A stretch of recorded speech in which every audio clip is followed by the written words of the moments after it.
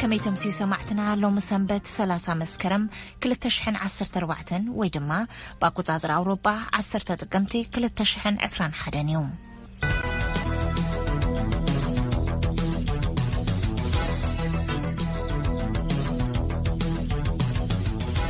ኣብ ኢትዮጵያ ዝርከብ ቤት ጽሕፈት ጉዳይ ስደተኛታት ሕቡራት ሃገራት ንዝሓለፈ 10 ኣዋርሕ መዝገባ ኤርትራውያን ስደተኛታት ኣቋሪጽዎ ከም ዘሎ ወለንተኛ ተወከልቲ እቶም ስደተኛታት ይገልጹ። እቶም ክምዝገቡ ዘይከኣሉ ድማ ቀቅድሚ ኩናትን ኣብ ግዜ ኩናትን ክልል ትግራይ ዝወጹ ምዃኖም ይንገር። ተወልደ ወልደ ገብርኤል ንኽልተ ነቲ ጉዳይ ዝከታተሉ ኣማኑኤል መስፍንን ኤፍሬም ዮሐንስን ዝበሃሉ ኤርትራውያን ናብ አዲስ አበባ ደው ኢሉ ኣዘራሪብዎም ኣሎ። ንሎም ሰንበት ካብቲ ማለ ቀዳም ዝቐጸለ ብዛዕባ ኣብ ኢትዮጵያ ዝርከቡ ስደተኛታት ዝተገብረ ቃለ መሕተት ክቐርብ እዩ።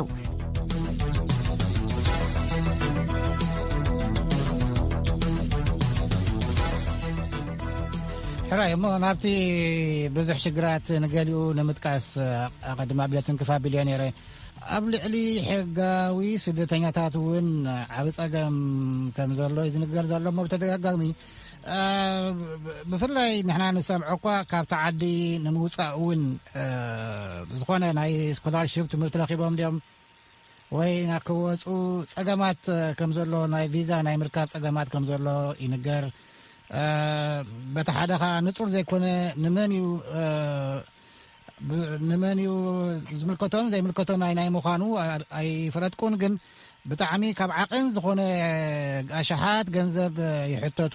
ናይ ምውፃእ ቪዛ ይበሃሉ እሞ እስኪ ኣብኡ ስለ ዘለኹም ኣብርሃልና ንሰማዕቲ ኣማኑኤል።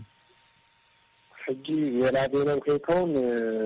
ምስ ፍሬን ዋላ ካልኦት ሰባትን ከም መደብ ሒዝና ዘለና እሱ ካልኣይ መደብና እዩ ማለት እዩ። ብርጉፅ ብጭቡጥ ሰባት ዘጋጠሞም ነገራት ኣብቲ ናይ ዩኤንኤችሲአር ናይ ኮምፕሌን ፎርም ኣሎ ሰባት ኣዋዓትዮም ዘጋጠሞም ነገር ብጭቡጥ ምእንቲ ኸውፅዎ እሞ ብዳጣ ከምድግፎ ምእንቲ ንኻልእ ግዜ ኾነልና መዲድና ዘለና ይበሃል ሰባት ይብሉ እዮም እሞ ጸገማት ኣሎ፣ ግን ጸገም ተጋነነ ድዩ ዋላ ሓቂ ድዩ ገለ ንምፍላጥ ግዜ ወሲድና ክንሰርሓሉ ኢና መዲድና ዘለና። ቅድም ግን ናይዞም ዘይተመዝገቡ ናብኦም ስለ ነተኩር ዘለና ኢና እምበር ሽግራት ከም ዘሎ ሰባት ይዕልሉ እዮም ከም ሰሚዐ ከም ዝርአ። ግን ዝተሰምዐት ብጭቡጥ ምእንቲ ክኸውን ሕጋዊ ምእንቲ ክኸውን ድማ ንሕና ብዝተኻእለና መጠን ናይ ቴሌግራም ቻነል ድዩ ኣብኡ ሓንቲ ክንከፍት ኢና ብዛዕባኡ ትምልከት። ልዕሊ ኩሉ ከዓ ዩኤንኤችሲአር ከም ጸገም ምእንቲ ክሪኦ ኢንስፔክተር ጀነራልስ ኦፊስ ዝብል ናይ ኮምፕሌን ፎርም ኣለዎ ኣብኡ ዝኾነ ፎርም ናብኡ ክትሰደድ ትኽእል ኢኻ። ስለዚ ንዓ ምስ ረኸብናያ ክንዲ ዝኣክል ጸገም ኣለዎ ከምዚ በዚ እዋን እዚ ዕለት ገበልና ክንዛረብ ንኽእል ማለት እዩ። ሕጂ ግን ንዓየ ሸግረን እዎ ከምዚ ሽግር ኣሎ ክብል ኣይክእልኒ ይብለን ከዓ ክብል ኣይክእልኒ። ስለዚ ኣብ ዳታ ክንምርኮስ ኢና መሪፅና ዘለና። ሕራይ ኤፍሬም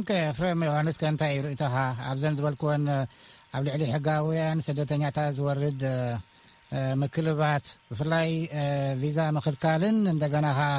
ልዕሊ ዓቐን ገንዘብ ምሕታትን ዝምልከት ስኻ ምስ ዳንሽ ትካል ናይ ስደተኛታት ሰለስተ ዘለኻ ምናልባት ዝሓሸ ፍልጦ ህልወካ ይኽእል። እዋ ምናልባት ብፍላይ ቪዛ ንዘረኸቡ ሰባት ወይም ካብቲ ዓዲ ናብ ካልእ ዓዲ ብሕጋዊ መንገዲ ንክሰጋገሩ ዕድል ንዘረኸቡ ሰባት ዘጋጥሞም ሽግራት ኣሎ። ከምዚ ኣማኑኤል ብሎ ዘሎ ግን ብጭቡጥ ክትዛረብ ይኽእል ግዜ ፅቡቕ ዳርጋ ሒዝካ ብስነ ስርዓት ፅባሕ ንገውን ዘዛረብ ዘይብሉ ክኸውን መጣን ማለት እዩ። ግን ብሓፈሻ ግን ኣነ እዚኣ እንታይ ክዛረብ መኻልኩ እቲ መስርሕ ሽግር ሕጂ ብፍላይ ሕጂ ተፈጥሮ ሽግር ኣብቶም ሕጋውያን ስደተኛታት ነቶም ናይ ቪዛ ዝረኽቡ ዘይኮነ ብሓፈሻ ኣብዚ ውሽጢ ኣዲስ ኣበባ ሓሊ ካብ ኣራ ወይ ካብ ዩኤንኤችሲአር ዝኾነ ዓይነት ኣገልግሎት ዝሓትት ሰብ ግን ሕጂ ዘጋጥሞ ዘሎ ጸገማት ምናልባት ምስቲ ናይ ኮቪድ ዝመጠሉ ግዜ እቲ ኣሰራርሓ ዝተቐየረሉ ግዜ ነይሩ። ብኣካል ኬድካ ትረኽቦ ዝነበርካ ሰርቪስ ድሓር ግን ብኦንላይን ቆጠራ ሒዝካ እቲ ቆጠራ ማዕተይ ክበፅሕ ኣይፍለጥን። ብፍላይ ዋላ ነቶም ናይ ቪዛን እዚ ነገር ብካልእ መንገዲ ኣፌክት ገብሮም ማለት እዩ። ጀካቲ ነዚ ነገር ምቅሳይ ንምግባር ይሰቡ ናብ ካልእ ኣማራጭታት ከይድ ዝኽእል ኢለ ስለ ዝግምት ማለት እዩ። ግን ብሓፈሻ ቆጠራ ሒዝካ ኣብ ቆጠራ ግዜኻ ወይ ኣብ ኢምባሲ ቆጠራ ናብ መጠር ኣህሊካ እተናይን ባቱ ቆጠራካ ገና ነዓራ ቆጠራካ ከይወዳካ ከለካ እሱ ኸርክብ እተቆጠራ ነው ሲጆት በጣም ነው ፕሮሰስ ንሕናውን ስቲል ናብ አራና የሚሻር ከተባደና አለውና ንሕና ባዕልና ኣብ ውሽጥ ተካል ስደተኛ ንተረሰባት ባዕሉ ሰርቪስ በቀሊሉ ነረክበሉ አጋጣሚ ኮነ እንደለ ማለት ነው ፍላይ ፕሮሰስ አዚ ነው ሽናይ ተለሰዎች ናይ ገለመለ ስለዚህ አሞንጎ ዝቅዲ ዝሆነ ዕድል ዝረክብ ሰብ ግን ትዝብለ አገልግሎት ካብ ዓራኻ የሚሻር ጊዜ ረክብ ስለዘይከል ዕድላትን ብኡ መጠን ክሳይኮኑ ማለት ስለዚህ ዝሆነ መንቀሳቀስ ምሕዳስ በዓል በዚህ ዘለና ጊዜ መንቀሳቀስ ሓደሰ ሓደ መንቀሳቀስ ክሕደስ እንደሕዳ አይደል ኮይኑ እሳ ንክሕድስ ዝሓልፎ ፕሮሰስ ዝወስደሉ ጊዜ ብጣዕሚ ክግመት ይከኣል ማለት እዩ ብጣዕሚ አቀዳሚ ኩነታት እዩ ዘሎ ስለዚ እቲ ወረቐቶም ክሓርር ይኽእል ማለት እዩ ክሳብ ዝፅበዩ ካብ ኣራ ክሳብ ምላሽ ዝርከብ እቲ ናይ ወፃኢ ዕድል ክሓርር ይኽእል ኢኻ ትብለኒ ዘለኻ ምናልባት ኣራ ነቲ ናይ ስኮላርሽፕ ድዩ ናይ ካልእ ናይ ኢሚግራንት ቪዛ ኣይሪኦን ድዩ ከይረኣየ ድዩ ቆፀራ ዝሕዝ ናይ ደረት ግዜ ከም ዘለዎ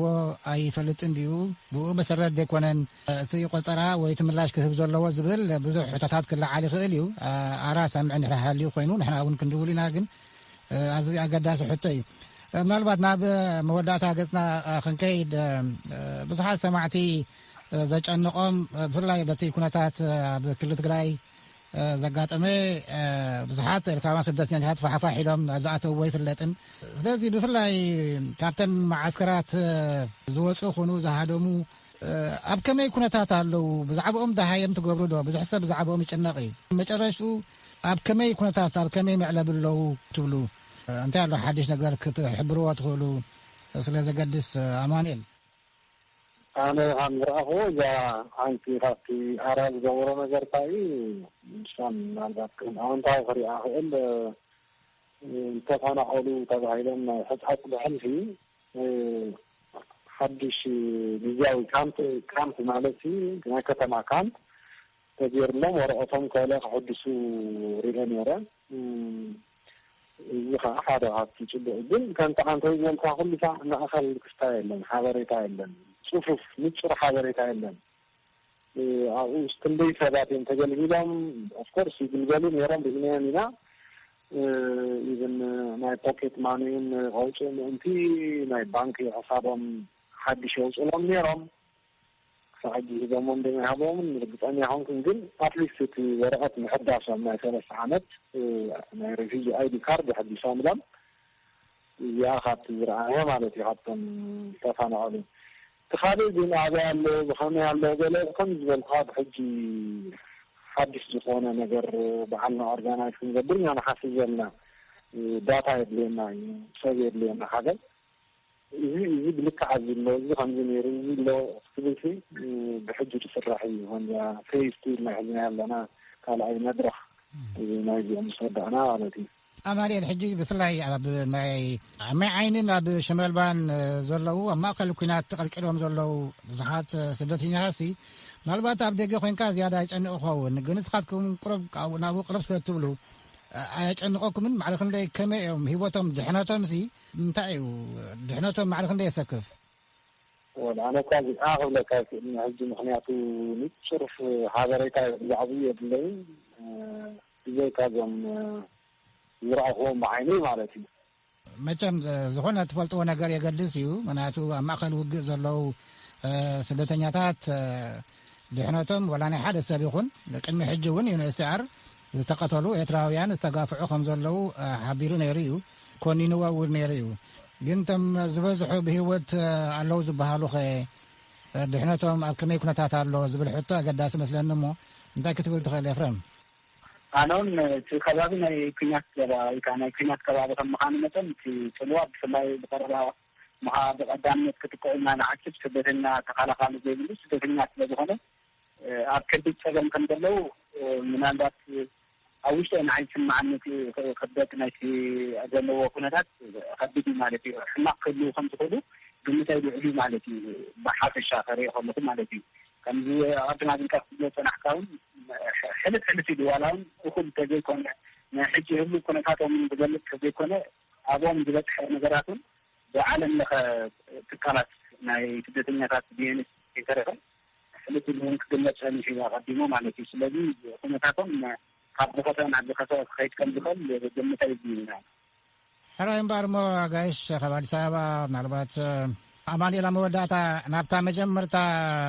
ዝጀመርና ርእስትና ብኡኽን ዓፀው እንታይ ተስፋኹም እዞም ክምዝገቡ ዘይከኣሉ ሓደሽቲ ኤርትራውያን ስደተኛታት ዳሓል ከም ተረዳእኒ ረሲዐዮ እምበር እቲ ዶም ይባል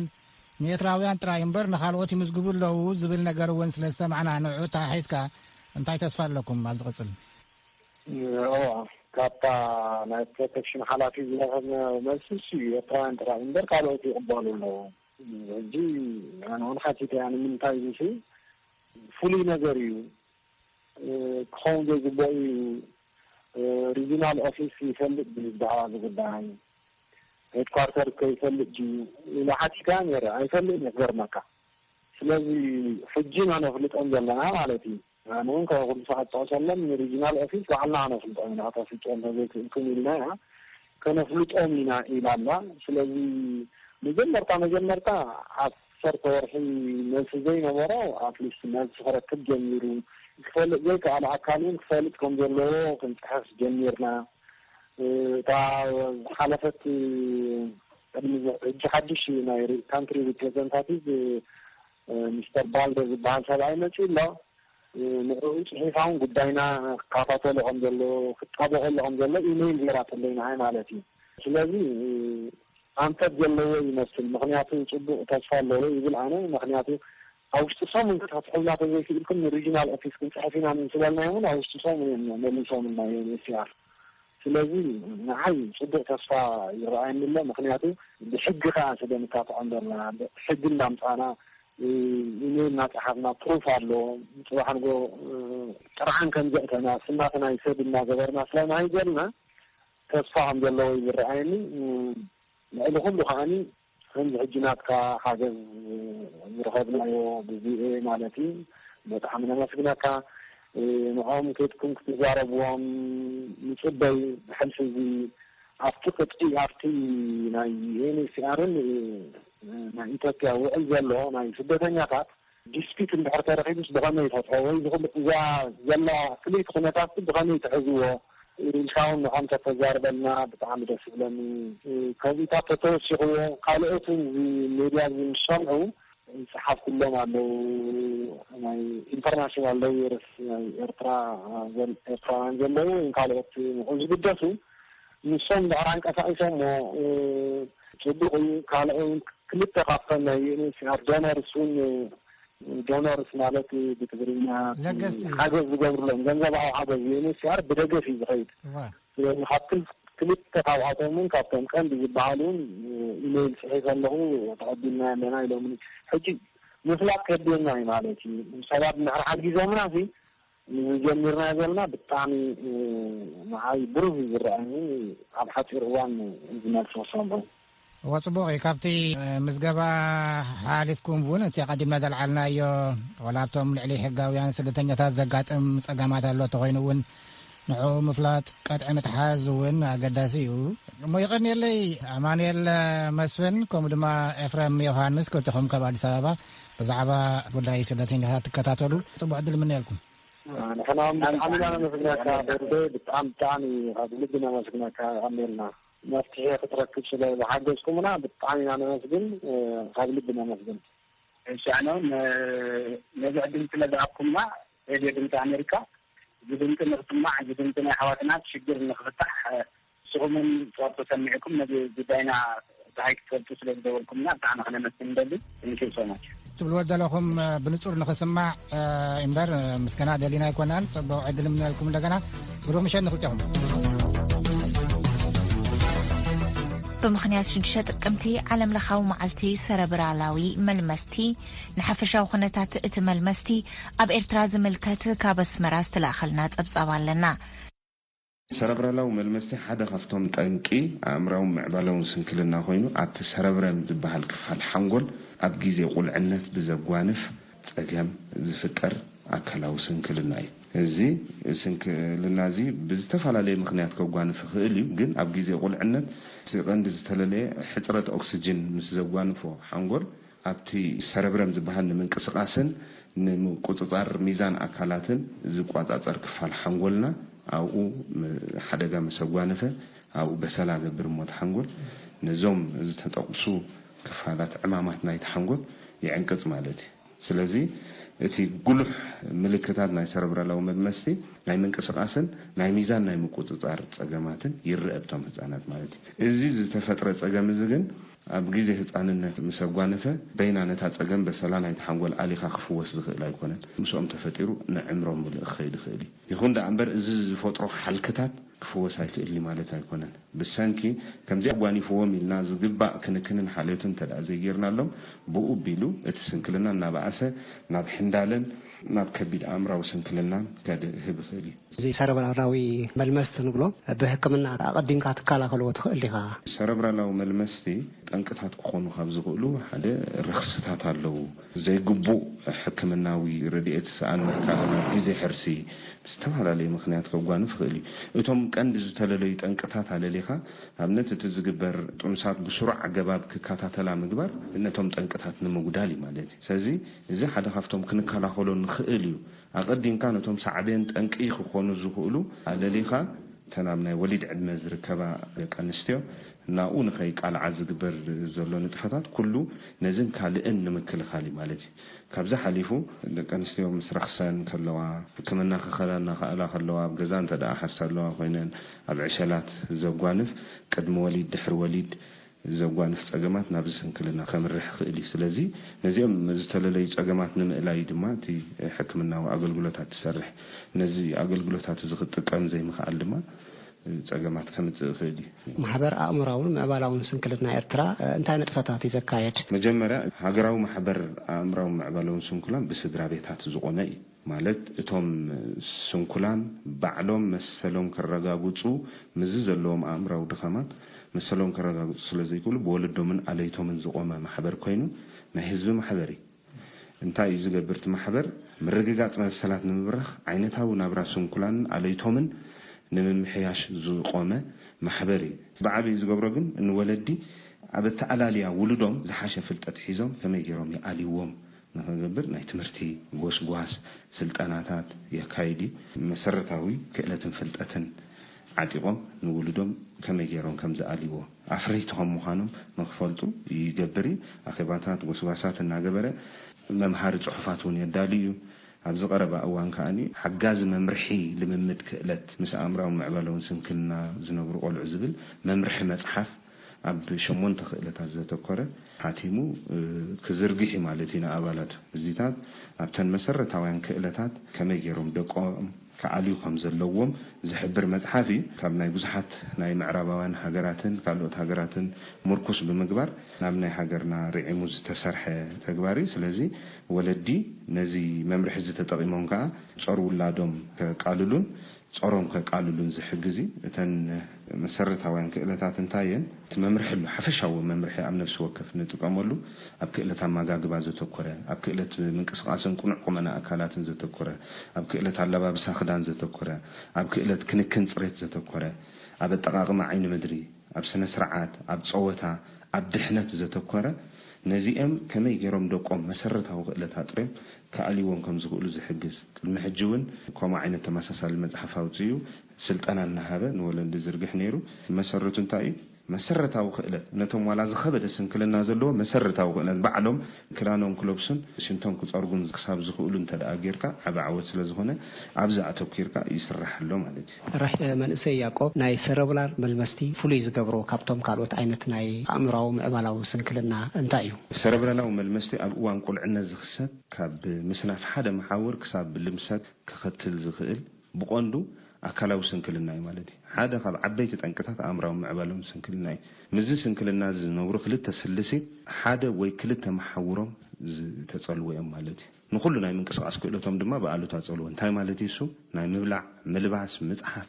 መሓዝ ክእለቶም ይጸልዎ እዚ ስንክልና ካብ ዝፈጥሩ ሓልክታት ካብ ሰብ ናብ ሰብ ዝፈላለ እኳ እንተኾነ እዞም ጽዕቡ ጸገማት ግን ክትቀስ ይኽእል ማለት እዩ ምዝ ስንክልና ዝነብሩ ሓደ ካብ 4 ናይ ምዝራብ ጸገም ኣለዎ ሓደ ካብ 3 ብእግሪ ክኸይድ ኣይክእልኒ ሓደ ካብ 2 ኣእምራዊ ስንክልና ኣለዎ ሓደ ካብ 4 ሕማም ምፍርፋር ክህልዎ ይኽእል 3 ካብ 4 ዝተፈላለዩ ቃንዛታት ክህልዎ ይኽእል ሓደ ካብ 5 ጸገማት ድቃስ ሓደ ካብ 4 ናይ ባህሪ ጸገማት ክህልዎ ይኽእል ሓደ ካብ 10 ድማ ናይ ምርኣይ ጸገማት ሓደ ካብ 4 ናይ ሽንቲ ናይ ምቁጽጻር ጸገማት ሓደ ካብ 5 ምራቕካ ናይ ምቁጽጻር ጸገማት ክህልዎ ይኽእል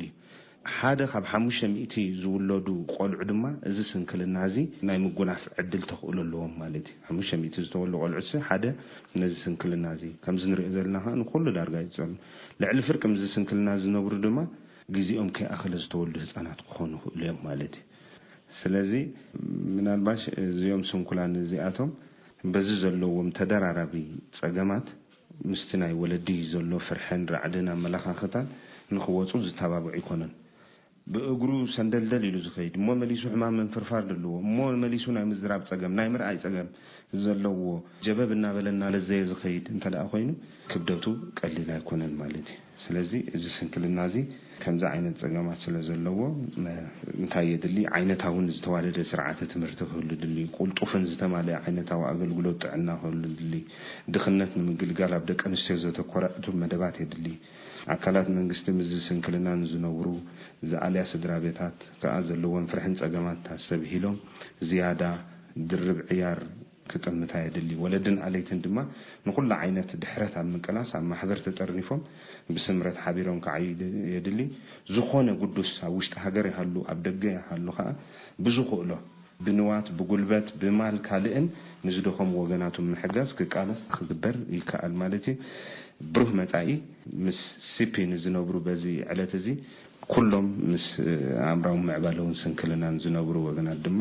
ብሩህ መጻኢ ምነ يغنيله منسي يعقوب هايله كإلى أن أمره أبو هجراوي محبر أمراوي معبلاو سنكلنا حلافي من معبال عقل سب نذهب كان نسفح مبرهي مسكن يغني لي إبراهيم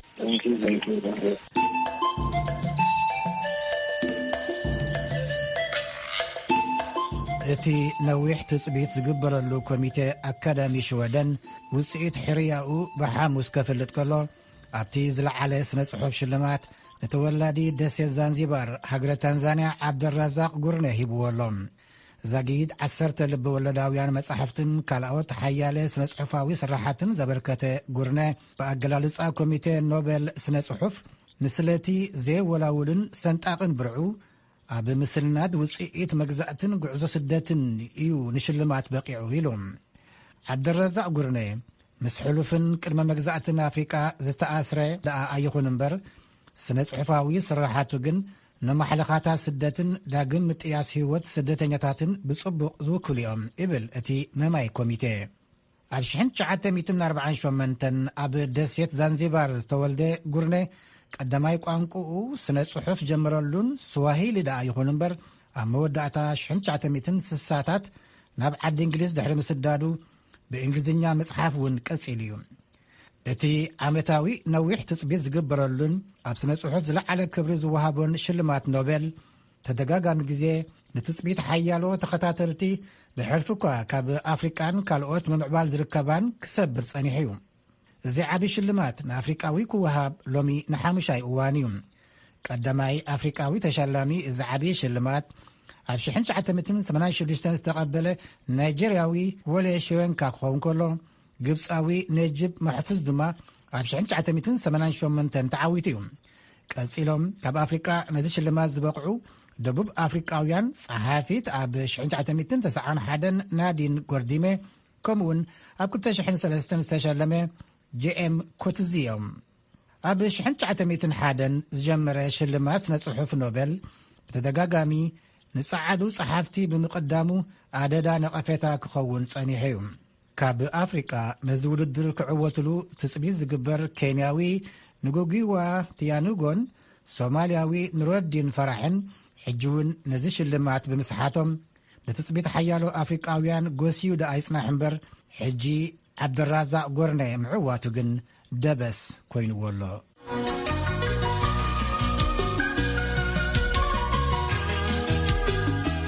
እዚ እዚ ፍሉይ መደብ ቀዳመ ሰንበት እዩ። ኣብ ትግራይ ከባቢ ራያን ዋጅራትን ዝያዳ ዝፍለጥ ጉማየ ዝጥምት መደብ እዩ ክህልወና። ኣብ መንጎ ዋጅራትን ራያን ዝርከብ ዓውደውር እናተባህለ ዝፍለጥ ከባቢ ብኣቆጻጽራ ግእዝ 2011 ዓመተ ምህረት ዶክተር ሓጎስ አብርሃ አባይ ማህለተ ጉማየ ዝብል ምድላው ንባህልን ትውፊትን ትግራይ ዝድህስስ መድረኽ ኣዳልዮም ንክልተ ተኸታተልቲ ዓመታት ክኸበር ጸኒሑ ሎሚ ግና ምስቲ ኣብ ክልል ትግራይ ዘሎ ቅልውላው ካብቲ መኸወኒ ቦትኡ ወፂኡ ኣብ ጀርመን ከተማ ፍራንክፈርት ጽባሕ ቀዳም ክኽበር እዩ። ነዚ ኣመልኪታ ሳራፍሳየ ንኣሰናዳኢ እቲ መደብ ዶክተር ሓጎስ አብርሃ ኣዘራሪባቶም ኣላ ናብኡ ከሳግረኩም።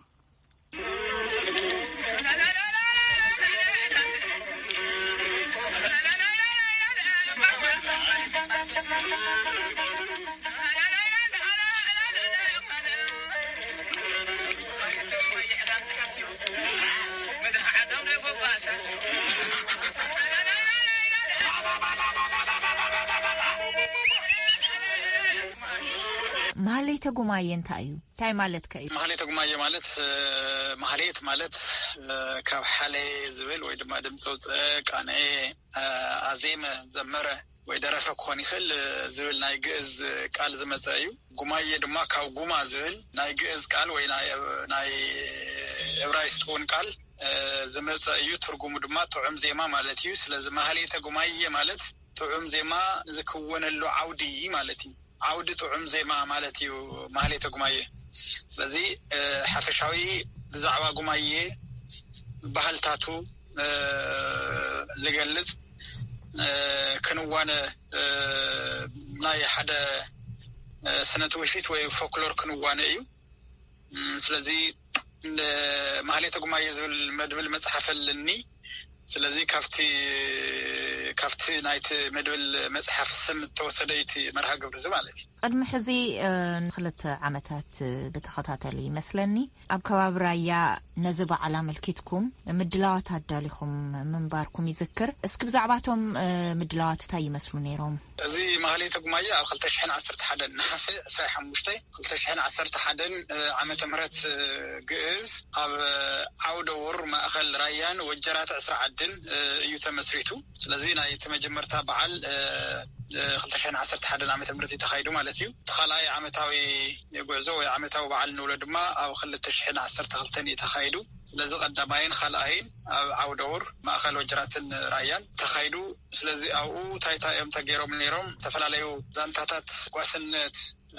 ተፈላለዩ ጉማየ ደርፍታት ባህሊ ናይቲ ከባቢ ጉማየ ኣብ ራያን ወጀራትን እንደርታን ኣብ ሰለስቱ ከባቢታት ትግራይ ይበሃል እዩ፣ ይድረፍ እዩ፣ ይዝንተው እዩ። ስለዚ ፍላይ ጉማየ ምስ ፍቅሪ፣ ጉማየ ምስ ጓስነት፣ ጉማየ ምስ ምውያን፣ ጉማየ ምስ ዝተፈላለዩ ማሕበረሰባዊ ምንቅስቃሳት ዝገልጽ ሃገረሰባዊ ክውን ጥበብ ስለዝኾነ እዚኦም ኩሎም ዝገልጹ ሰፋሕቲ መድረኻት ኢና ካይድና ሙሉእ ለይቲ ኣብ ዓውደውር ኣብቲ ደንበ ኣብ ማእኸል ዱር ኣብ በረኻ ማለት እዩ ጉማየ እናተባህለ ግጥም እናተገጠመ ዝተፈላለዩ ኣካል ስነ ጽሑፋት እናቀረቡ ብርኽታን እናበርኾትና እቲ ናይ ጓስነት ህይወት እንታይ ከም ዝመስል ብምንጽብራቕ ኢና ሕሊፍና የፍቶም ዝሓለፉ ክልተ ዓመታት ማለት እዩ። ስለዚ ከነ ጥበባውያን ጉማየ ባህልቲ ክእለት ዘለዎን ሓቆንቲ ዝተፈላለዩ ባህሊ ዝፈልጡ ካብቲ ከባቢ ይኹን ካብ ዝተፈላለዩ ከባቢታት ትግራይ ብምምጻእ ኣብ ማእኸል ዓውደውር ሓዊ ብምንዳድ ለይቲ ወይ ካምፕፋየር ንብሎ ብምግባር ብድምቀት ተኽቢርናዮ።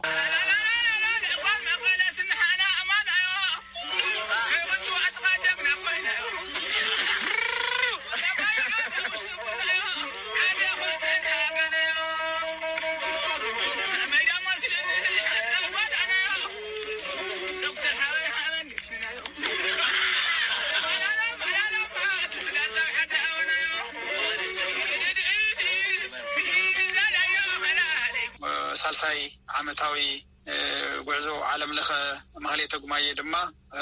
ንመጀመርያ ግዜ ኣብ ወፃኢ ኣብ ፍራንክፈርት ጀርመኒ ጽባሕ ቀዳም መስከረም 29 በቆጻጽራ ግእዝ 2014 ነኽብሮ ኣለና ማለት እዩ።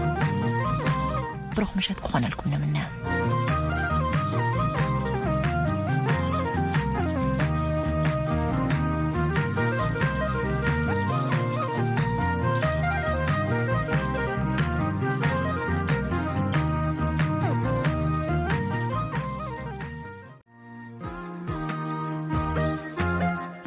كمي تمسيو سمعتنا لو مسنبت 3 مسكرم 2014 ويدما باقوزازر أوروبا 10 تقمتي 2021 يوم